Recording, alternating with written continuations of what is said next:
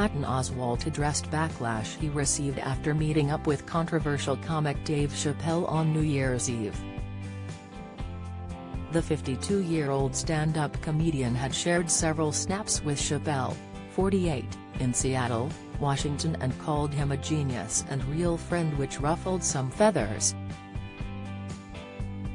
Responding to the criticism over both the post and the friendship, Oswalt explained that though they 100% disagree on transgender rights, it was impossible to cut off a friend of 34 years despite their differing beliefs. Patton's initial post showed several photos of he and Dave. He explained that as both were in town to cap off 2021 with stand-up sets, which happened to be next door to each other, he received a text from Chappelle to come by and do a guest set, to which he thought, why not? I waved goodbye to this hell year with a genius I started comedy with 34 years ago, he continued to say. He works an arena like hell, talking to one person and charming their skin off. Anyway, I ended the year with a real friend and a deep laugh. Can't ask for much more. Many were outraged on account of Chappelle's transphobic statements in his Netflix special, The Closer, which caused Oswalt to share a self-reflection style follow-up while explaining himself on January 1. In a lengthy caption, he apologized for any hurt the post may have caused and maintained that though he and Dave wholeheartedly disagree on transgender issues, he still defends the friendship as well. I saw a friend I hadn't seen in a long time this New Year's Eve. We've known each other since we're teens. As a fellow comedian, the funniest I've ever met. I wanted to post a pic and a Nick story about it, so I did. The friend is Dave Chappelle, Oswalt began. 34 years we've been friends. Has refocused and refined ideas a lot of us took as settled about race and history and life on planet Earth and spun them around with a phrase or punchline. We've done bad and good gigs, open mics and TV tapings.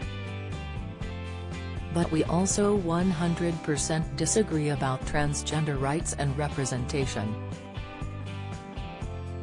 I support trans people's rights, anyone's rights, to live safely in the world as their fullest selves.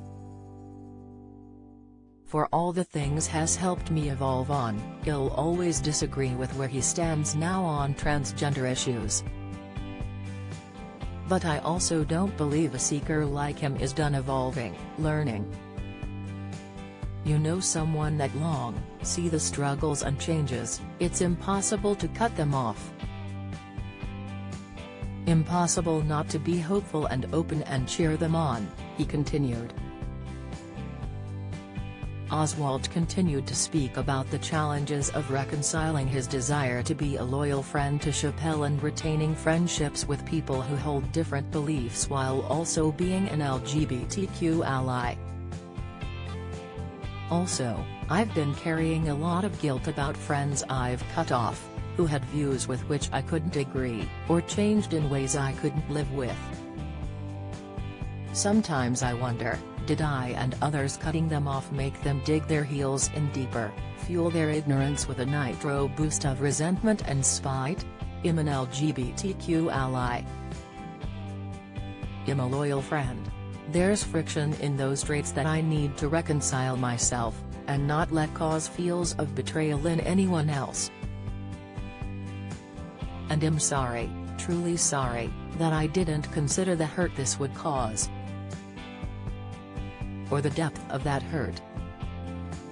Patton continued to say that he had been messaging with many on Instagram after the backlash, and confessed, I, naively, deleted a lot of posts in the comment thread, critical ones from LGBTQ writers and shit posts by TERF/anti-trans orcs looking for clicks and giggles.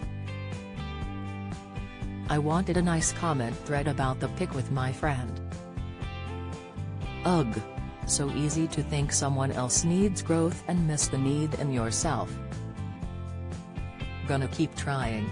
Chappelle had famously found himself on the receiving end of cancel culture after he said in a segment of his Netflix special that a trans woman's genitalia is not quite what it is, and called gender a fact. He additionally declared himself Team TERF, trans exclusionary radical feminist, and defended Harry Potter author J.K. Rowling, who has been accused of being transphobic. Following outrage, he had remained unapologetic about the special and declared, "I said what I said."